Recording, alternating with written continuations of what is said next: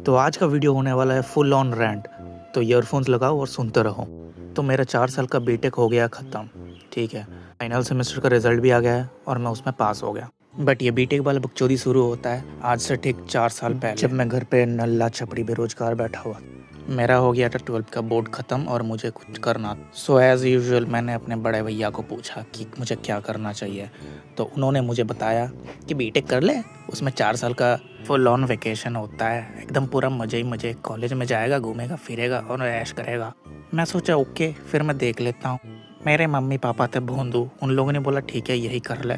मैं ठहरा 17 साल का चुतिया सा बच्चा, मुझे पता नहीं था ये सब क्या होता है। तो मैंने सीधा किया गूगल में सर्च कि बेस्ट कॉलेज कौन है मेरे इस एरिया में।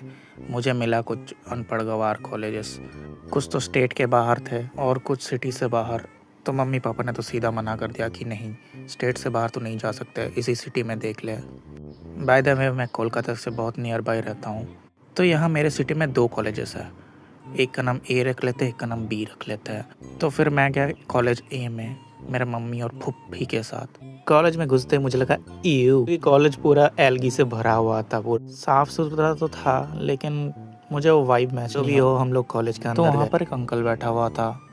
अंकल ने फिर अपना चालू किया कि कॉलेज का ये है, ये वो, फलाना ढिमकाना, हाईएस्ट पैकेज वगैरह वगैरह, और फीस कुछ 4 लाख सा है। तो हम लोगों ने बोला ठीक है जी ओके। फिर हम लोग निकल आए। निकलते ही क्या हुआ कि बाहर एक बस स्टैंड सा था, वहाँ पर 6 बंदे लोग मारपीट कर रहे थे। और मेरा मम्मी और पप्पी ने देखा और बोला इस कॉलेज में तो तुम नहीं आ रहे। लिटरली भाई प्रोफेसर लोग आगे छुड़ाने उन लोगों को और मैं इधर मज़े ले रहा था। तो कॉलेज का फर्स्ट इम्प्रेशन तो ख़राब हो चुका था मेरे पेरेंट्स के सामने। तो अब बचा कॉलेज बी। तो ऐसे ही एक दिन हम लोग कॉलेज बी में गए और वहाँ पर घुसते ही भाई सुंदर सुंदर लड़कियाँ थी, क्या ही बताऊँ मैं तो मन ही मन सोच लिया था कि आना है तो इसी कॉलेज में आना है। ये कॉलेज पूरा साफ़ सुथरा था, तो नो डाउट ये बहुत ही बढ़िया था। तो हम लोगों ने ऊपर गए मैनेजमेंट में, वहाँ पर हम लोग बात किए एडमिशन के लिए, और यहाँ पर भी फ़ीस सेम ही था, तो कोई प्रॉब्लम ही नहीं था। तो मैंने एडमिशन ले लिया। इस कॉलेज का कैंपस भी बड़ा था, नीट एंड क्लीन था और प्रोफेशनलिज्म भी दिख रहा था। तो मेरे पेरेंट्स को और मुझको कॉलेज पसंद आ गया। अब ये था दुर्गा पूजा का टाइम। दुर्गा पूजा ख़त्म हुआ और मेरा फर्स्ट सेमेस्टर चालू हो। फर्स्ट सेमेस्टर चालू होने का मज़ा, हम फर्स्ट ईयर के बच्चों के लिए एक अलग ही बिल्डिंग था जिसमें हर कोई फर्स्ट ईयर वाला ही रहता था, क्योंकि कॉलेज का जो एंटी रैगिंग स्ट्रक्चर था वो बहुत ही बेटर था। हम लोगों को पहले ही बता दिया गया था अगर कोई परेशान करे वगैरह वगैरह तो हम लोग को बता देना, हम लोग उसकी गुद्दी लाल कर देंगे।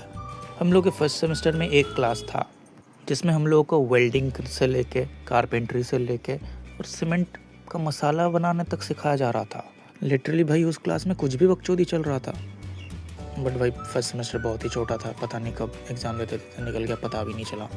और यहाँ से मेरे लौड़े लगने शुरू होते हैं, क्योंकि फर्स्ट सेमेस्टर में मेरा 2 बैक लग जाता है, फिज़िक्स और मैथ, दोनों खूंखार सब्जेक्ट्स। लेकिन ज़ेफ़ी भाई आप तो पीसीएम लेके पढ़े थे, फिर क्यों बैक लग गया? अरे चुप भाई, यहाँ के सवाल बहुत ही अजब और गजब थे। और मैंने नहीं बता रहा कि मैंने पढ़ा नहीं था, मैंने लिटरली नहीं पढ़ा था। मुझे पता नहीं मैं 12th कैसे पास कर गया, लेकिन मैं कर गया। वैसे अच्छी तरीके से बताया, बट ये स्टोरी हम बाद में बताएंगे। तो जो भी है, मुझे पता नहीं था कि ये बैकलॉग का सीन क्या है। फिर मैंने एक सीनियर से पूछा, उसने बताया कि देखो ऐसा होता है कि इवन और ऑड सेमेस्टर होता है। तो फर्स्ट सेम हुआ ऑड सेमेस्टर, तो ऑड सेमेस्टर का बैकलॉग तुम ऑड सेमेस्टर में फिर नेक्स्ट ईयर दे सकते हो, और इवन सेमेस्टर का बैकलॉग वैसे ही इवन सेमेस्टर में तुम नेक्स्ट ईयर दे सकते हो। तो मेरे को लगा सही सिस्टम है, नेक्स्ट ईयर दूंगा, फिर शुरू होता है हो जाऊँगा सेकेंड सेमेस्टर। यहाँ पर भाई फिर से वही केमिस्ट्री। भाई केमिस्ट्री में कुछ सी नहीं आता है, बट इसमें भी लगा मेरा बैकलॉग। बाकी सब भगवान भरोसे निकल गया। तो मेरे अब लग चुके थे 3 बैकलॉग्स। फिर आया थर्ड सेमेस्टर में मेरा फिर से लगा 2 में बैकलॉग। थर्ड सेमेस्टर वाला मैथ और एक कोई तो दूसरा एक बच्चों की तरह मैंने भी सोचा था कि मैं भी बहुत ध्यान लगा के पढ़ूंगा, लेकिन वो ध्यान कभी आया ही नहीं।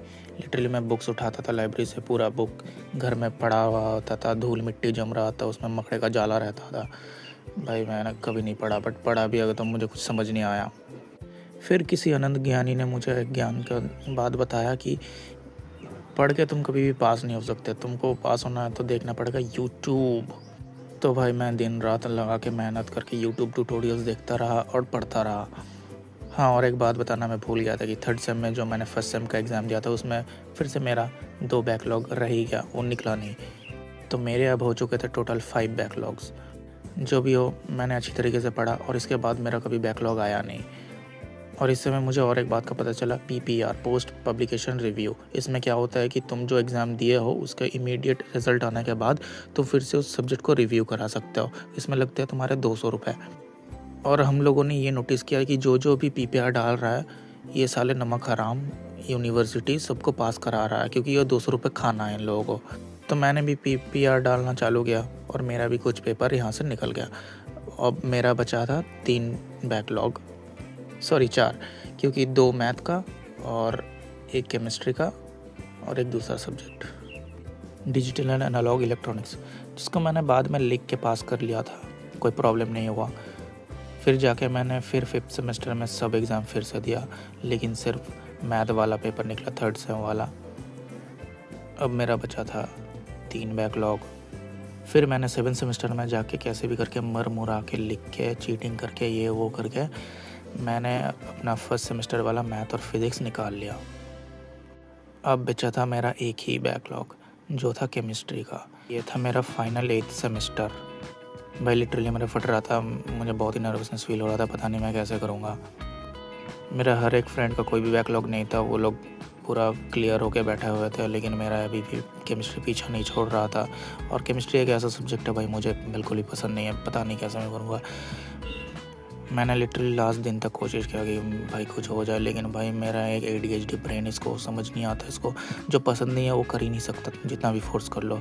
तो मैंने लास्ट दिन भी गिव अप कर दिया, 1 घंटा भी नहीं पढ़ा, और एज़ यूजुअल मैं केमिस्ट्री एग्ज़ाम में फ़ेल हो गया। तो ये था मेरा पूरा कॉलेज का सिस्टम। मैंने 4 साल निकाल लिया, मेरे 5-6 बैकलॉग निकाल लिया, बट वही केमिस्ट्री मेरा थोड़ा अभी भी अटका हुआ है। मैं पता नहीं मैं फिर से एग्ज़ाम दूंगा कि नहीं। जो भी हो, अगर मज़ा आया तो सब्सक्राइब कर देना। बाय।